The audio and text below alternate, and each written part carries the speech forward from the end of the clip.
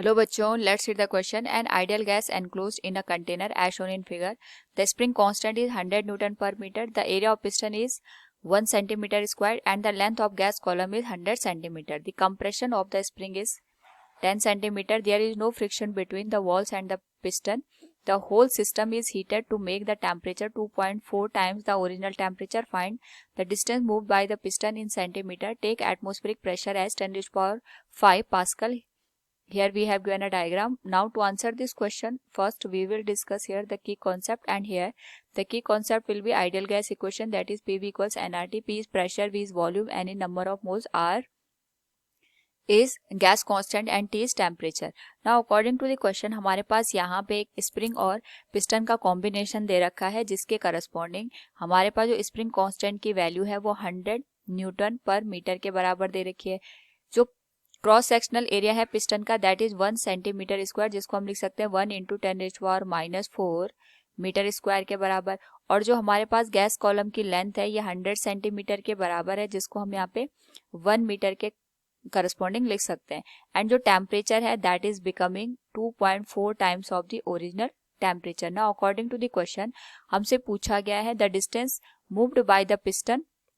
तो हम ये मान के चलते हैं हमारे पास यहाँ पे जो डिस्टेंस है वो x के बराबर है, तो उसको यहाँ पे कैलकुलेट करने के पहले हम दोनों कंडीशन को अज्यूम करेंगे कि यहाँ पे हमारे पास जब हमने इसको हीट अप किया उसके बाद और हीट अप से पहले की जो कंडीशन बनेगी उस पर्टिकुलर केस में हम यहाँ पे प्रेशर की वैल्यू को कैलकुलेट करेंगे। तो we can say here before heating हमारे पास जो प्रेशर की वैल्यू आएगी that can be given as total जो प्रेशर आएगा, एक तो एटमॉस्फेरिक प्रेशर आएगा, दूसरा यहाँ पे जो ये स्प्रिंग फोर्स लगेगा उसकी वजह से पर यूनिट एरिया पे हमारे पास प्रेशर जनरेट होगा। यानी जब भी स्प्रिंग में मोशन होगा उसके करस्पॉन्डिंग रिस्टोरिंग फोर्स जनरेट होगी और वो रिस्टोरिंग फोर्स यहाँ पे पिस्टन पे फोर्स अप्लाई करेगी पर यूनिट एरिया पे, जिसके करस्पॉन्डिंग यहाँ पे प्रेशर जनरेट होगा। That will B force divided by area, और यहाँ पे फोर्स की वैल्यू होगी K इंटू एक्स के बराबर और एरिया आ जाएगा A के बराबर।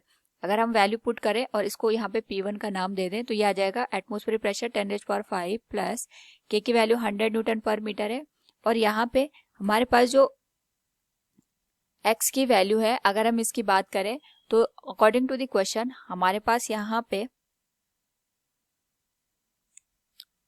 कंप्रेशन दे रखा है स्प्रिंग का before the heating that is 10 centimetre, जिसको हम यहाँ पे 0.1 मीटर के बराबर लिख सकते हैं। And cross sectional area will be 10⁻⁻⁴। सो अगर हम यहाँ पे इस होल वैल्यू को सॉल्व करें तो ये आ जाएगा 10⁻5 plus 10⁻5, it will become 2 into 10⁻5 pascal के बराबर। This will be equation number first.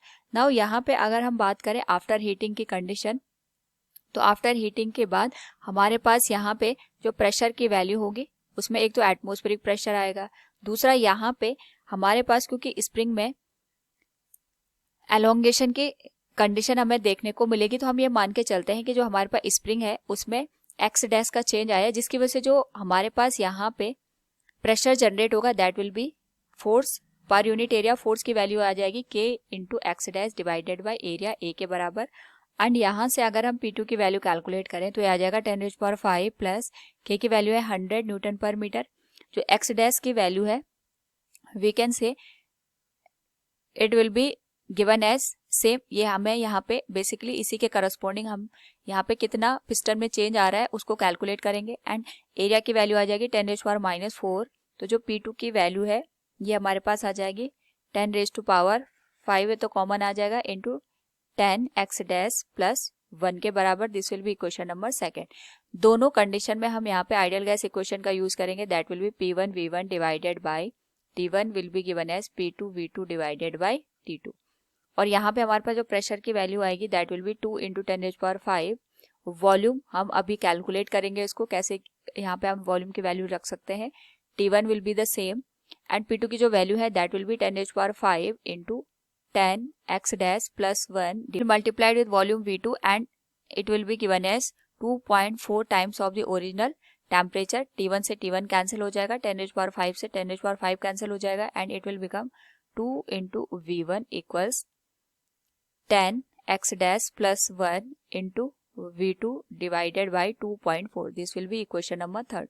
Now V1 और V2 की वैल्यू अगर हम देखें तो इनिशियल कंडीशन में हमारे पास जो वॉल्यूम था that will be cross sectional area of the piston A into यहाँ पे हमारे पास जो कॉलम की लेंथ है it is given as L, तो यहाँ पे क्रॉस सेक्शनल एरिया 10⁻⁻⁴ और लेंथ 1 मीटर के बराबर आ गए, तो ये आ जाएगा 10⁻⁻⁴ मीटर क्यूब।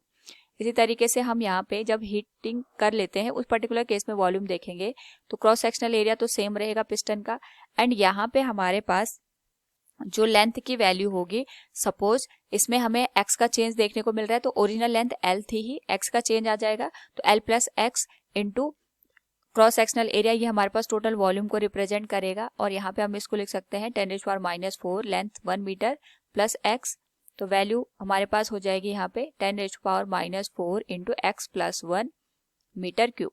अगर हम वैल्यू पुट कर दें यहाँ पे तो हमारे पास यहाँ पे जो वैल्यू निकल के आई थी that is 2 times of V1 equals 10x dash plus 1 V2 divided by 2.4। इसमें हम वैल्यू पुट कर देंगे, so we can write here from equation 2 times of V1, तो यह आ जाएगा 2 into 10⁻⁻⁴ will be given as 10x dash plus 1 into V2 की value आ जाएगी 10⁻⁻⁴ into x plus 1 divided by 2.4।